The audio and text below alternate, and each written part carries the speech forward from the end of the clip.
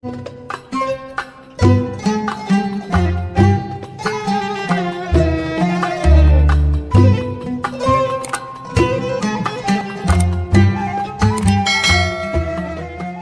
Nabi namanya Ummi Salamah.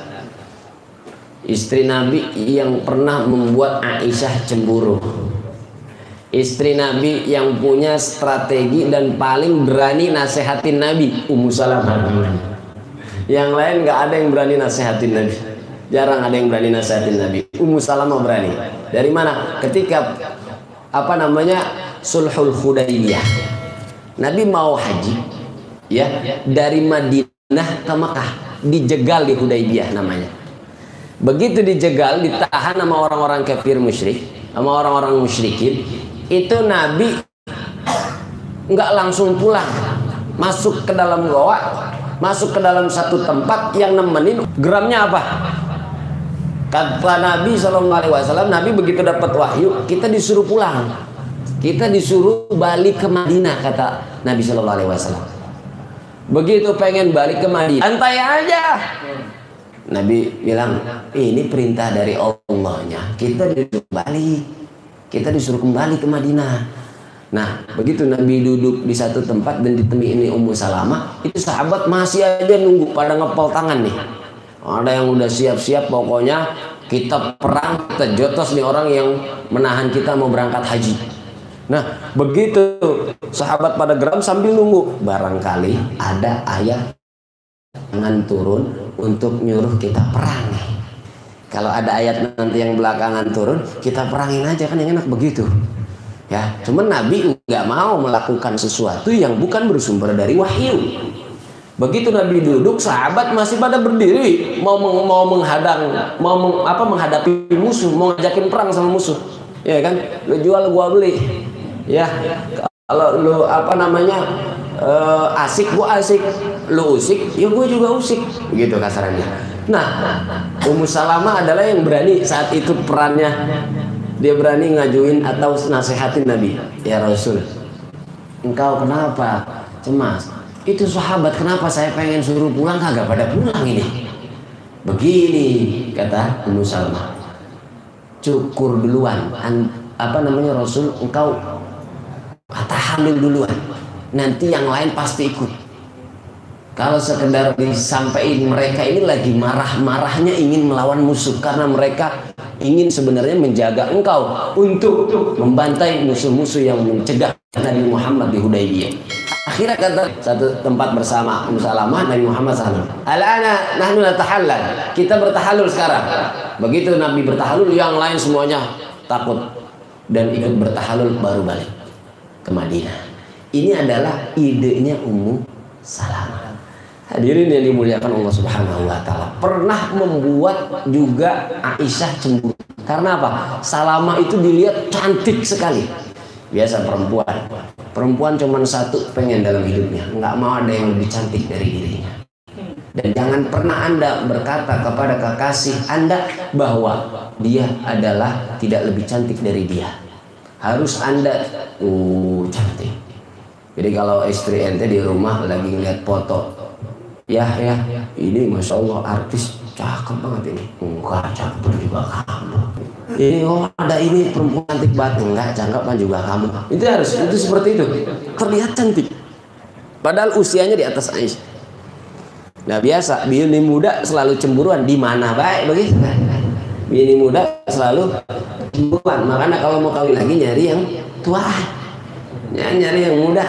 Pengen cari sebenarnya Ummu Salamah ini ada di mana, dia pengen lihat. Begitu dia lihat, begitu cantiknya sekali. Akhirnya dia manggil Hafsah binti Umar yang juga menjadi istri Nabi. Dia ngomong sama Hafsah, kok kayaknya Ummu Salamah lebih cantik dari saya dah. Gitu ya, perempuan ngerumpi gitu kan. Takut Nabi lebih mencintai kepada Ummu Salamah daripada Aisyah. Kata Hafsah, enggak usah baperan, itu mah perasaan aja. Kalau saya sih ngelihat kamu lebih cantik dari Ummu Salamah. Itu kata Hafsah ngadamin nih. Begitu Hafsah ngademin, enggak. Ente percaya enggak? Besok saya ajak, kata Aisyah. Begitu besok diajak, dilihat, dicari Ummu Salamah wajahnya kayak gimana. Diajak, dikasih perlihatkan Ummu Salamah wajahnya, ditunjuk dari jauh sama Aisyah. Tuh Ummu Salamah cantik kan? Enggak, tetap cantikan engkau Aisyah. Nah, karena dibilang Aisyah lebih cantik, akhirnya dia mikir, oh berarti saya salah nilai, berarti saya benar lebih cantik daripada Ummu Salamah. Akhirnya hilang rasa cemburunya. Perempuan nggak mau dibilang ada orang yang lebih cantik dari dirinya. Makanya jangan, akibatnya apa? Enakan ketendang. Makan tuh cantik tuh, ya kan? Makan tuh cantik. Nah, Ummu Salamah pernah begitu. Jamaah sekalian yang dimuliakan Allah. Terakhir, Ummu Salamah adalah punya doa yang ketika saat itu dia punya orang tua meninggal dunia, diajarin sama Nabi. Apa doanya? Ini kayaknya nyatet semua ini kayaknya nih. Ini gagal move on semua apa bagaimana? Allahumma ajirni fi musibati.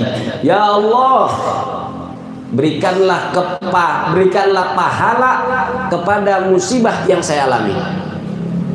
Gagal usaha musibah, gagal bekerja musibah, gagal bercinta musibah, gagal melobi musibah, gagal dalam urusan apapun di dalam urusan kehidupan kita musibah. Ketika kita anggap itu musibah, maka kita mengangkat kedua tangan, Allahumma ajurni fi musibati. Ya Allah, berikanlah pahala kepada musibah yang menimpaku. Jadi ketika kita dapat musibah tetap dapat pahala. Itu enaknya orang Islam. Wakhluf liya khairan, dan berikanlah ganti yang lebih baik daripadanya. Ulangan ya doanya ya, silakan catat samping-sampingnya. Kanan kirinya tanya. Nah, ini karena doa gagal move on. Baca ini karena ini mujarab diajarkan sama Nabi kepada Ummu Salamah, dan Ummu Salamah berdoa di saat orang tuanya wafat dan menjadi pahala bagi mereka yang tertimpa musibah. Namun membaca doa ini gampang melupakan sesuatu yang sulit atau sudah terngiang di dalam pikiran Anda. Jadi lupa itu kan nikmat, lupa itu nikmat ya. Cinta itu sulit melupakan. Nah begitu melupakan kita maka sulit untuk mencintai. Bagaimana caranya kita bisa melupakan? Ini doa ente baca yang paling banyak ya. Kayaknya udah banyak yang ancar-ancar buat tarawih. Ya, Allahumma ajurni fi musibati wa akhlif li khairan minhu. Ya Allah, berikanlah pahala kepada move on pada musibah yang saya alami, dan berikanlah juga ganti yang terbaik. Kita minta ganti yang baik. Nggak ada cinta abadi di dunia ini. Nggak ada kepemilikan abadi. Motor yang kita pakai mungkin bertahan 10 tahun. Tahun ke-11 rusak, kita perlu ganti.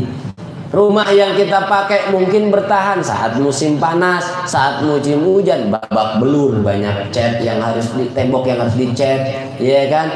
Banyak kotoran, banyak kasur yang terbuang sia-sia karena kena banjir, banyak ini. Begini, hatta bini ente pakai seumur hidup. Kalau enggak ente duluan yang mati, kalau enggak dia duluan yang mati. Tinggal pilih mau dia duluan apa ente duluan.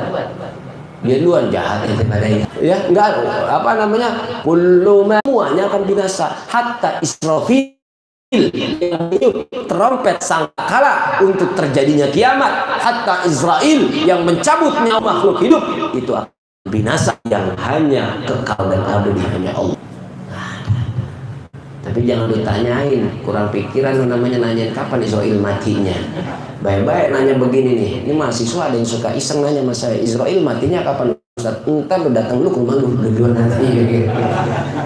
Makin nanya, yang jelas panjangan umur dia daripada ente, ya kan?